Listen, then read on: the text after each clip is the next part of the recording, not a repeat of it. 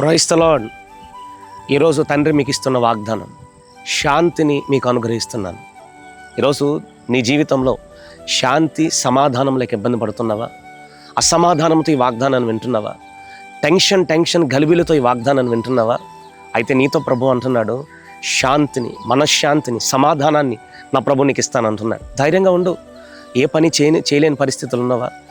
ఏ పని కూడా చేయలేని స్థితిలో నువ్వు ఉంటున్నావా? నలిగిపోతూ అక్కడే ఆగిపోయావా? కమాన్, నువ్వు ముందుకు వెళ్ళు. దేవుడు నీకు శాంతిని ఇవ్వబోతున్నాడు. దేవుడు నీకు సమాధానం ఇవ్వబోతున్నాడు.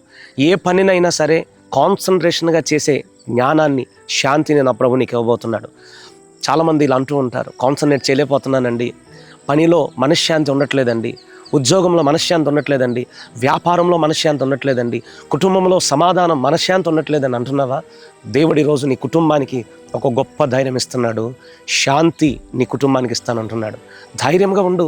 యేసుక్రీస్తు ఆయన శిష్యులు దోణి ఎక్కి ఆయన సముద్రంలో ప్రయాణం చేస్తున్నప్పుడు, ఆ సముద్రంలో ప్రయాణం చేస్తున్నప్పుడు ఆ దోణి మీద గాలి చెలరేగింది, ఆ దోణి మీద తుఫాను చెలరేగింది. అయినా సరే యేసుక్రీస్తు ఆ దోణి అమరమున తలగడగా తలవాల్చుకుని నిద్రిస్తున్నారు. ఎంత మనశ్శాంతి అండి! దేవుడు మీకు అనుగ్రహించే శాంతి ఇది లోకమిచ్చే శాంతి కాదు. లోకంలో మనశ్శాంతి కోసం అక్కడక్కడికి వెళ్తూ ఉంటారు, సినిమాలు చూస్తూ ఉంటారు, ఇదిగో పలానా అక్కడికక్కడికి వెళ్ళి మనశ్శాంతి కోసం వాళ్ళు ప్రయత్నాలు చేస్తూ ఉంటారు, ఎన్నో ట్యాబ్లెట్స్ వారు మింగుతూ ఉంటారు. కానీ దేనివల్ల మనశ్శాంతి మీకు రాదు. కానీ యేసయ్యలోనే ఉంది మీకు శాంతి. ఆయన శాంతి మీకు అనుగ్రహించబోతున్నాడు. నీ జీవితం పాడైపోయింది అనుకుంటున్నావా? నీ జీవితం కలవరం అయిపోయింది అనుకుంటున్నావా?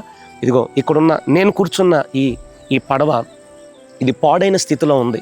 నేను కూర్చున్న ఈ పడవ ఇది పాడైపోయి ఆ స్థితిలో నువ్వు వెళ్ళిపోయింది. ఈరోజు నీ జీవితంలో కూడా ఈ పడవ లాంటి ఒకవేళ పాడైన స్థితిలో ఒకవేళ వెళ్ళిపోయావా? సముద్రం అనే లోకంలో నేను ప్రయాణం చేయలేనని భయంతో ఈ పడవలాగే నువ్వు కూడా ఆగిపోయావా? లేదు, నువ్వు ప్రయాణం చేయాలి. ఈ సముద్రం అనే నావలో నువ్వు ప్రయాణం చేసి నువ్వు అద్దరికి వెళ్ళగలిగిన సామర్థ్యాన్ని నా ప్రభు నీకు ఇస్తానంటున్నాడు. ఈరోజు ఆయన సమాధానం, ఆయన శాంతి నువ్వు అనుభవించుదువుగాక. ఈ వాగ్దానం ఈ తండ్రి ఈరోజు, నా తండ్రి ఈరోజు వాగ్దానం వింటున్న నీవు, తండ్రి మీకు ఇస్తున్న వాగ్దానం, ఆయన శాంతిని నువ్వు అనుభవించుదువుగాక. ఆమెన్. ప్రార్థన చేసుకుందాం. మహాపరిశుద్ధుడా, మీకు స్తోత్రములు తండ్రి. ఈ వాగ్దానం వింటున్న బిడ్డలకి నీ శాంతిని మీరు అనుగ్రహించండి అయ్యా. బిడ్డలకి సమాధానం లేక అయ్యా, వారు వ్యక్తిగతంగా వారి జీవితంలో గుండెల్లో సమాధానం లేక బిడ్డలు ఎంతో బాధపడుతూ ఒకచోటే ఆగిపోయారయ్యా. ఆగిపోయే స్థితిలో ఉండటం కాదు, మేము అద్దరికి చేరాలి అంటే మేము ఈ పడవని, ఈ నావని మేము ముందుకు తీసుకువెళ్ళాలి. మేము ఆగిపోతే మేము అవతలకు వెళ్ళలేమయ్యా. మేము ఇక్కడే ఉంటే మేము అద్భుతాలు చూడలేమయ్యా. మేము అవతలకి వెళ్ళగలిగే అలాంటి సామర్థ్యం, అలాంటి కృప, అలాంటి కృపను మా అందరికీ మీరు అనుగ్రహించండి. శాంతి మీకు అనుగ్రహిస్తానన్నారు. ఆ శాంతిని బిడ్డలందరికీ మీరు అనుగ్రహించి కృప చూపించమని యేసుక్రీస్తు నామమున ప్రార్థించి పెట్టుకుంటున్నాం తండ్రి. ఆమేన్.